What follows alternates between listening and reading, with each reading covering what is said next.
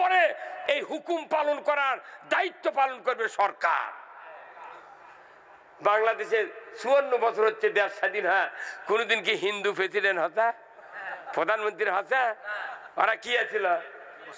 মুসলমান। কোরআন পড়ে, হাদিস পড়ে, বসি দেয়া মাছ মারে, তাহাজ্জুদ পড়ে, আবার পড়লেও না। এই কথা কন না, হয় না? সব মুসলমান, কিন্তু একদিনও নামাজ কায়েমের কথা বলে না। এই না বলার কারণে বাংলাদেশে যতই মাদ্রাসা হোক, শোভা হোক, মসজিদ থাক, যতই পীর থাক আর জাকির থাক আর জামাত থাক আর তবলিগ থাক, এখানে নামাজের তুলনায় বেনামাজি কয়েক গুণ বেশি। শুক্রবারে যত মানুষ মসজিদে যায়, তারই 16 আনার মধ্যে 10 আনা মানুষ খালি শুক্রবারে নামাজ পড়ে, 4 আনা মানুষ মাগরিব আর জোহর পড়ে। ওরা আসরের সময় কামে আজার পায় না, ফজরের চেতন পায় না, এসার সময় পাও ধয় না। মাত্র 2 আনা লোক নামাজ পড়ে, 5 ওয়াক্ত 2 আনা। তাহলে এতগুলো বক্তৃতা করে লাভ কি? এই বক্তৃতা দিয়ে নামাজ কায়েম হবে না। রাষ্ট্র শক্তি ছাড়া নামাজ কায়েম করা সম্ভব নয়। কার কথা? আপনি ডাক্তারের কথা মানেন? ডায়াবেটিস 12 পয়েন্ট আছে, আপনি সকালে 3 কিলো হাঁটবেন, মিষ্টি খাবেন না, দুপুরে শাক দেয়া ভাত খাবেন। ডাক্তারের কথা মানেন আপনি? কোনোদিন হাঁটা বাকি দেন না। আর আল্লাহ কাছে সরকার ইসলামী কায়েম করলে গে নামাজ কায়েম হবে। এই সরকারের বিরোধিতা করে আপনি কার জান্নাতে যাবেন? এই হুজুরি ইমামতি করে, বহু হুজুর আছে ইমাম, ওই 4টে মাথা দেখিচ্ছি, 4 জন ইমাম সানি খুতবাত পড়েন প্রতি শুক্রবারে। ওয়াসুলতানু জিল্লুল্লাহি ফিল আরদি মান আহানা সুলতান আল্লাহি ফিল আরদি আহানাহুল্লাহ। ন্যায়পরায়ণ শাসক, আল্লাহর ছায়া সদৃশ্য, যে বা যাহারা ন্যায়পরায়ণ শাসক কায়েমের বিরোধিতা করলো, তারা যেন স্বয়ং আল্লাহর বিরোধিতা করলো। মসজিদের থেকে নামাজ পড়ে, কুরবানি করে, ইতিকাফ করে, হজ করে, উমরা করে আল্লাহর আইনের বিরোধিতা করেছে, কোরআনের রাষ্ট্র কায়েমের বিরোধিতা করার জন্য ওই ভোট দিচ্ছে। আর কচ্ছে আল্লাহ তুই মাফ করে দে। আল্লাহ কবি তুই কার কাছে যাচ্ছ মাফ? এই কথাগুলা হুজুরা আয়ুর্বেদে মসজিদত পড়ে, কিন্তু হুজুরা জীবনে এটা মুসল্লিক বুঝায় না। হ্যাঁ, কতক্ষণ টাকা বাটাম ফাটাবে আগে হুজুর কেড়ে। মুসলিম আমি, সৈনিক আমি, আমি চির রণবীর, আল্লাহকে ছাড়া কাউকে মানি না, নারাই তাকবীর। বীর মুসলমান ধরো আল কোরআন, ফিরায়া আনো সেই হারানো সম্মান। বীর মুসলমান নারাই তাকবীর, আল্লাহু আকবার, তোলো ধুনি ধরায়া রাখবার। বীর মুসলমান ধরো আল কোরআন, ফিরায়া আনো সেই হারানো সম্মান। বীর মুসলমান আমরা বীরের জাত। ইসলাম বিজয় না থাকার কারণে সিকে ইন্দুর বিড়াল আমাকে মাথা লাগতেছে। এই দেশত মাত্র 2 কোটি অমুসলিম আছে। অমুসলিমেরা কোনদিন ইসলামের ক্ষতি করেনি। অমুসলিমেরা ক্ষতি করেনি, কোন অমুসলিমের সবাদ বাধা দেয়নি। কিন্তু ইমানদারের গোষ্ঠীরা আছে, মাইক সরেতে আমাদের কানের পট্টি গরম করে দেয়। আয় এখন আয়, এখন আয়, গরম করে দেয়। আয়টা কাঙ্কা মরদ দেখি তো। হ্যাঁ, কতক্ষণ 92% মুসলমানের দেশে, ইমানদার দেশে কোরআনের কথা বলা যায় না।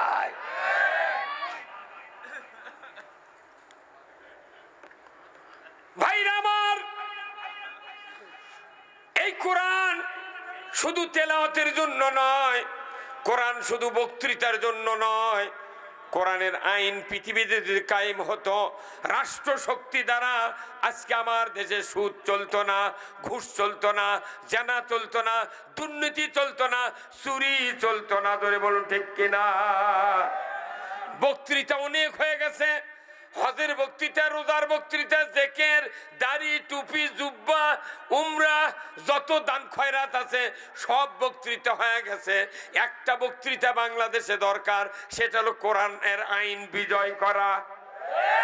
কোরআনের আইন যদি বিজয় হয়ে যায়, বেটারা যদি নামাজ পড়ে, যদি ওই কবরস্থানে যদি ঘাসের মধ্যে শুয়ে থাকে, ওই বাপ জান্নাত চলে যাবে।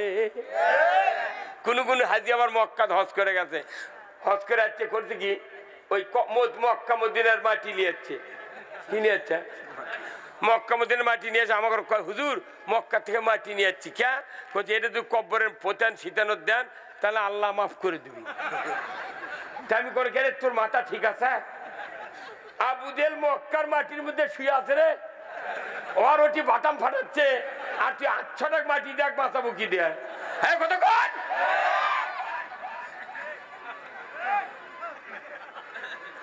হযরত ইব্রাহিম আলাইহিস সালামকে নমরুদ আগুনের মধ্যে ফেলে দিল, কথা ঠিক কিনা? ওই আগুন থেকে বাঁচিয়েছেন কে? আগুনও হাত দিলে সেকেন্ডে পুড়ে যায়। সেই ইব্রাহিম আলাইহিস সালাম 40 দিন আগুনের মধ্যে বসেছিলেন, চামড়া পোড়া তো দূরের কথা, একটা লোমের মাথাও পড়েনি। আল্লাহ কারফু দিয়ে দিয়েছে যে ইয়া নারু কুল্লা ইয়া নারু কুনি বারদাও সালামুন আলা ইব্রাহিম, যে তুমি ইব্রাহিমের জন্য শান্তিদায়ক হয়ে দাও। আল্লাহ আগুনের, আল্লাহর কথা আগুন শোনে।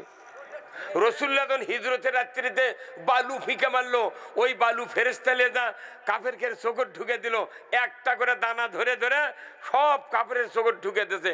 আল্লাহ বালুক কষে মরিচের সে 100 ডিগ্রি গুণে তুই জ্বলা শুরু করবি।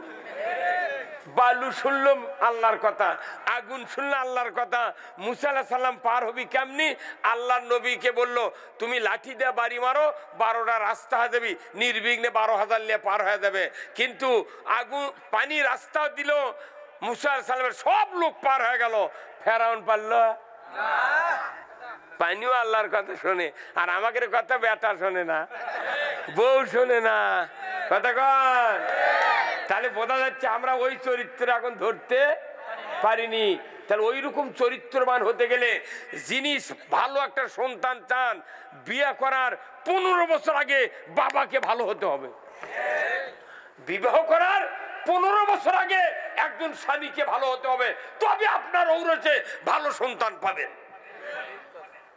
কি আর এই দেশে বিয়ে পড়াচ্ছে হুজুরা খালি মিশা কথা কয়, একবার ডাহা মিথ্যে বলছে উমুকের বেটা উমুক, এত টাকা দেন মোহর, নগদ এত, বাকি এত, চাইবা মাত্র দিতে বাধ্য থাকিবে, এই অঙ্গীকারে তোমাকে শাদী করিতে আসিয়াছে, তুমি তাকে স্বামীত্বে কবুল করো। কি চাপ দিচ্ছে? আচ্ছা ওই সময় ওই শিক্ষিত মহিলাটা আপনার যিনি স্ত্রী হবেন, ওর কি বিবেক নাই? উনি কি বলতে পারে না, না তুমি বাকি ছুটছো গা, আমি বাকি তো কবুল করবো না? এই কথা কয়। কিন্তু একটা মহিলা পানো না, আমি 201টা বিয়ে পড়াচ্ছি, কোনো মিয়া খোলো না বারে যে না হুজুর বাকি কমো না। বাকি ওই মেয়েটা যদি বলতো আপনার বিয়ে যে না আমি কবুল করবো না টাকা পরিশোধ না হলে, আপনার পালসার পাইলেন হিনে, আপনি দুবরা ভাত পাইলেন হিনে, তাহলে আপনি কি আপনার ওই মেয়ের বাপ যায় সবচেয়ে ক্ষতি করছে। এই মেয়ের বাপ যদি কামারখন্দের হাটত যদি কুরবানির হাতে গরু নিয়ে গেছে 1.5 লাখ টাকা দাম, কিনে নিল একজন, লিয়া সাবানের পর করছে 50,000 দিলাম, যখন দরকার 1 লাখ টাকা এসে নিয়ে যাবেন, আপনি বাকি দিবেন ওই গরু?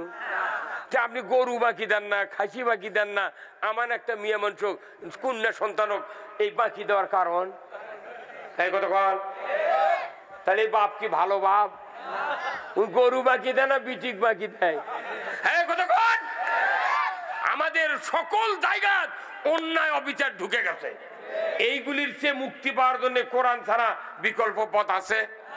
এইগুলি যখন আপনি মাপ উৎখাত করবেন, আপনি বিয়ে করেছেন, মোহরানা শোধ করলেন, আপনার কবর হবে জান্নাত। এই মোহরানার সাথে জান্নাত এবং আখিরাতের সংসর্গ আছে। কারণ কি রাসূল বলছেন কেউ যদি বিয়ে করে কিন্তু মোহরানা যদি কিছু দিয়ে অর্থ দিয়ে শোধ না করে, এই লোকটা কিয়ামতের দিন জানাকারের কাতারে উঠবে। মসজিদের ইমাম কোন দিন দেখেছেন এরা মোহরানা বক্তৃতা করছে? কি ডাকাতি রে! একটা ইমাম আমার জীবনে মোহরানার বক্তৃতা করেনি। এই কথা বল কি? এই জাতি ধ্বংস, এই জাতির ধ্বংস। আল্লাহর হুকুম মানে না, মানুষের হুকুম মানে। নবীজির ওই কথা কইয়া নবীজির ওই কথা কইয়া সবাই কান্দে, কিন্তু নবীর সমাজ গড়ার কাজে শত দ্বন্দ্ব মনে বাজে। নবীর কথা শুনতে ভালো, নবীজির আদর্শ ভালো, বক্তৃতার বিবৃতিতে সবাই বলতে পারে। নবীর কথা কি সুন্দর করে মসজিদে বলতে, আহ দয়ার নবী সোনার মদিনা, ইয়া রাসূলুল্লাহ, কথা কন মানে কি এত আঘাত লাগিচ্ছে নবীর কথা শুনে। আবার কেউ কেউ নবীর কথা শুনে দরুদ শরীফ পড়ছে, পড়ুক, ওরা ওই বুড়া লোকের ফোঁ দিয়ে চোখের ইমদে ডলিচ্ছে। হ্যাঁ কথা কন, নবীর আদর্শ, এই নবীর আদর্শ যদি আমি এটা মানি, নবীর উপর দরুদ পড়ে মহব্বত এটা মানি, তাহলে নবীর পুরো জীবনটা আমাকে মানতে হবে। লাকাদ কানা লাকুম ফি রাসূলিল্লাহি উসওয়াতুন হাসানা লিমান কানা ইয়ারজুল্লাহ ওয়াল ইয়াউমিল আখির। দুনিয়ার মানুষেরা, যদি তোমরা আখিরাতের আযাব থেকে বাঁচতে চাও, তাহলে তোমরা রসুলের আদর্শকে উত্তম নমুনা হিসেবে গ্রহণ করো। রসুলের আদর্শ ছাড়া আল্লাহকে ভালোবাসা যায় না, জান্নাতে যাওয়া যায় না। আমার আল্লাহ কোরআনে বলছেন, কুল ইন কুনতুম তুহিব্বুনাল্লাহ ফাত্তাবিউনি ইউহিব্বুকুমুল্লাহ ওয়া ইয়াগফির লাকুম যুনুবাকুম আল্লাহু গফুরুর রহিম। আমার আল্লাহ বলেছেন, নবী আপনি বলে দিন আপনার উম্মতের ভেতরে তারা